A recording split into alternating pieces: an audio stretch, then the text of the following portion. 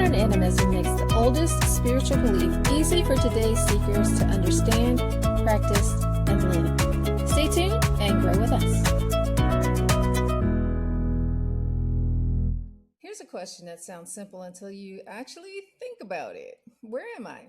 Not your address, not your GPS coordinates. Where are you? The one listening to this, the one breathing right now. So, are you in your body?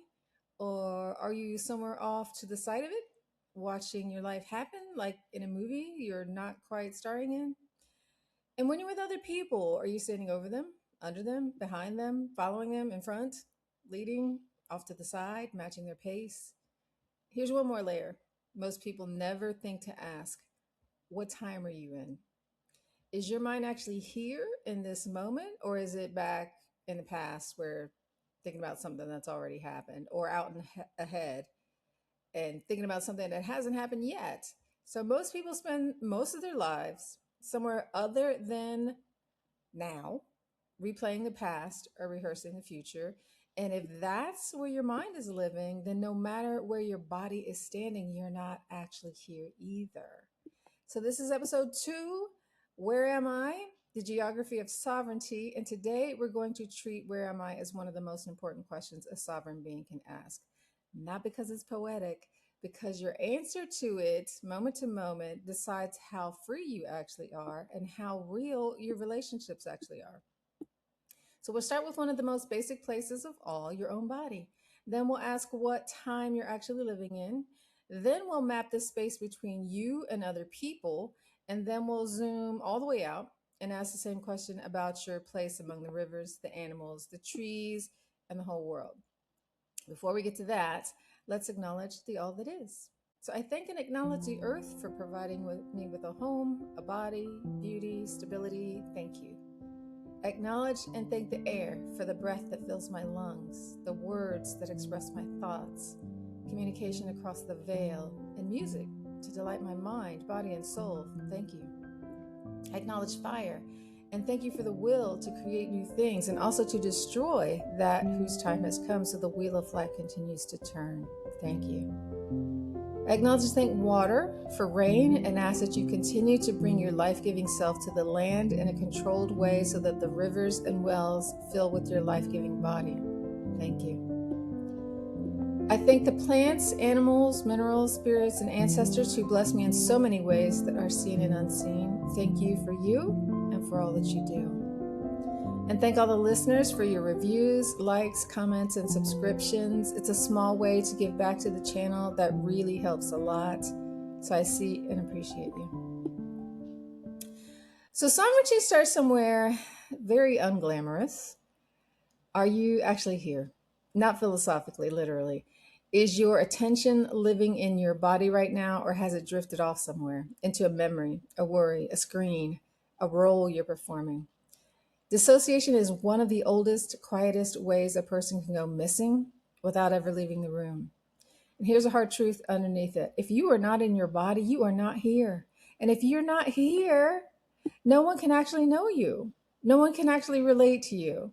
They can relate to the performance, the mask, the habit pattern running on autopilot, but not to you because you've left the premises.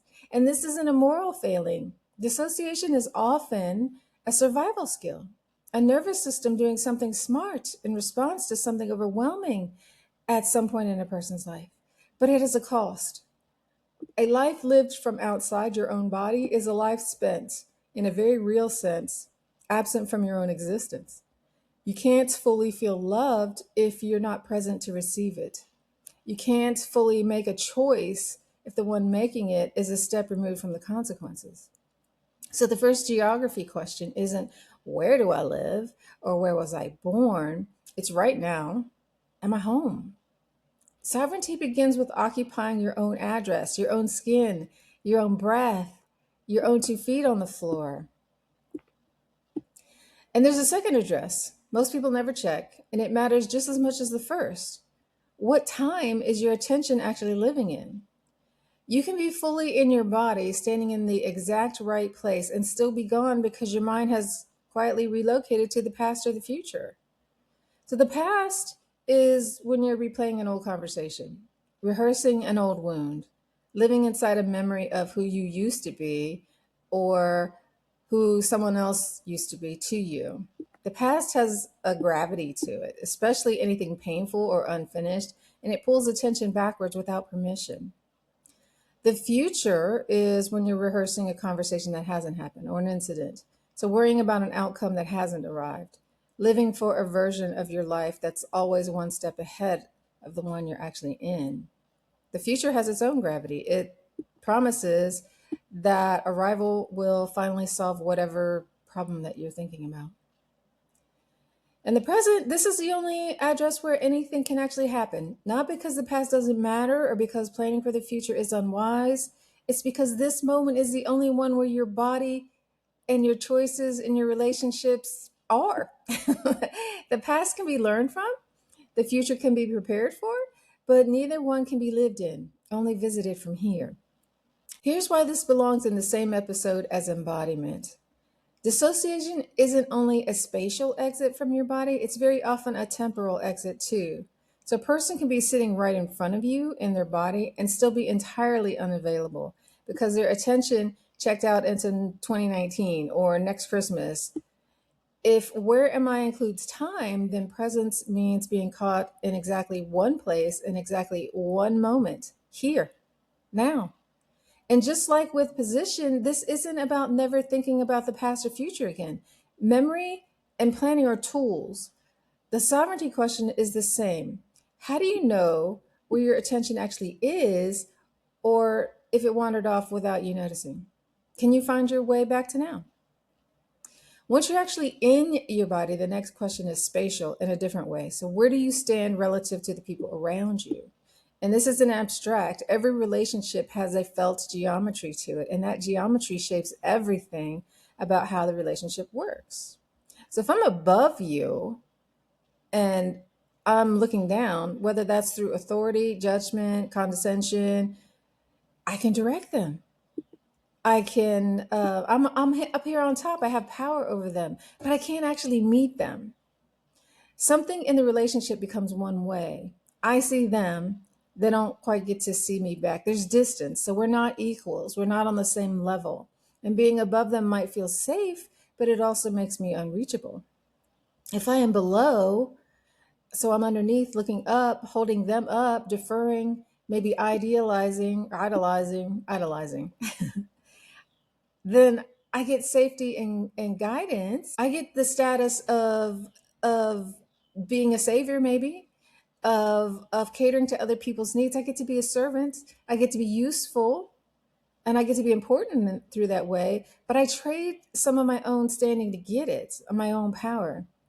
So you can support someone from below, and that's real and that's valuable, and we want to do that. But it's a different relationship than meeting them face to face. If you're behind someone following their lead, you inherit their pace and their direction. There's trust in that position, and sometimes it's exactly right, but you don't get to set the course, and part of you stays hidden from them since they can't see your face. So you're not really a sovereign being from here because you never lead. And if I'm in front leading, the shape reverses. I set the pace. I'm a trailblazer, maybe. I take the exposure. I carry the responsibility of going first. And it can be an act of service. It can also, if it becomes permanent, mean that I never quite let anyone catch up to me. So while I get to call the shots, I get to make the choices, I get to do whatever I want as this trailblazer, I'm out here all alone. Now, there's a position beside, and something shifts beside someone. So you're facing the same direction that they are and at the same height. No one's over anyone. And this is a much easier place to actually relate from. You can move together, adjust together, and neither of you is carrying the weight of the direction alone. This is not easy, but it tends to be more fulfilling if both people are connected and healthy. And then there's the closest position of all, with. And that's not just walking beside someone, but generally with them, tuned towards each other, mutual attention, nothing between you but honesty. And back in the day when you were intimate, physically intimate with someone, they would say, I was with her. That's what that means. This is the most intimate geography there is. It's rare, and it usually can't be forced or performed. We're right here. We're together. We're in this moment. We're linked. There's nothing between us. We're here together. And it shows up when both people are actually present, actually in their bodies, and willing to be seen. To notice something. Every one of these positions requires you first to answer the last two questions. You can't really choose where you stand with someone if you're not even here in this body, in this moment, to stand anywhere. A person standing beside you in space but living in some other year isn't actually beside you at all. So presence comes first and position comes second. So here's the sovereignty piece. Most people don't choose their position in a relationship, they fall into it out of habit. The family role that they were assigned as a child, the position they felt safest in, the one they never questioned, or the one they were put in. Sometimes you're put in that position. That's why they say, I'll put you in your place. That's what they're talking about. What position do you occupy? And a sovereign being can still stand above, below, behind, or in front of anyone. These positions aren't wrong. They're just sometimes exactly what the moment calls for. So a teacher stands a little bit above the student, typically. A student sometimes stands below the mentor, and a parent walks in front of a small child. None of that is a failure of sovereignty. What would be a failure of sovereignty is never noticing that you're doing it, staying above everyone because it's familiar, because it feels safe, not because it's true. Staying below everyone because you've never tried standing beside. The sovereign move isn't the always be equal choice. It's know where you're standing and know you could stand somewhere else if it served the relationship better. Now, let's take this same map and lay it over the rest of the living world. So the animals, the plants, the rivers, the land itself. Because most of us were handed one default position as humans without ever being asked, and that's above. We're always striving to be above other people, above the land, treating it as something beneath our use, above animals, treating them as resources rather than relations. It's the same geometry we talked about with people, except almost nobody questions it because it's been default for so long it stopped being looked at as a choice at all. So, animist and indigenous traditions across a lot of very different specific cosmologies tend to put humans somewhere else on this map. Not above the rest of the living world and not below it either, but beside it or even with it. A river isn't underneath you waiting to be used, it's moving beside you through its own life, the way that you move through yours. An old tree isn't scenery standing behind you. It might be something closer to standing in front, something that's been here a little longer, that knows something about surviving in this exact place that you don't know yet. And every so often, in a quiet moment outside, in a moment of real attention, something like the width position becomes available even here.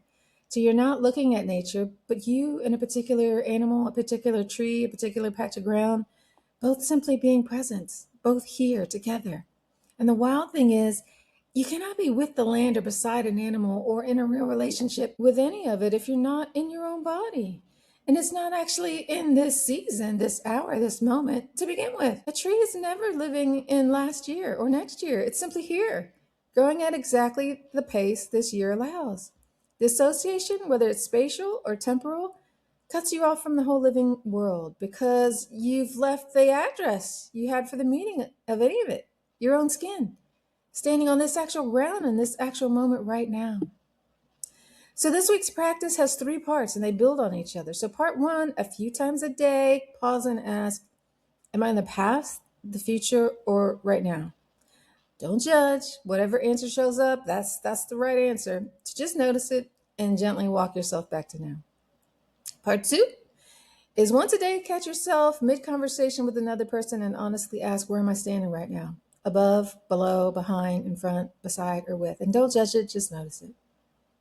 Part three is step outside, find one non human being, a bird, a tree, an insect, patch of weeds, and ask both questions at once. What time am I actually in right now with this being? And where am I standing in relation to it?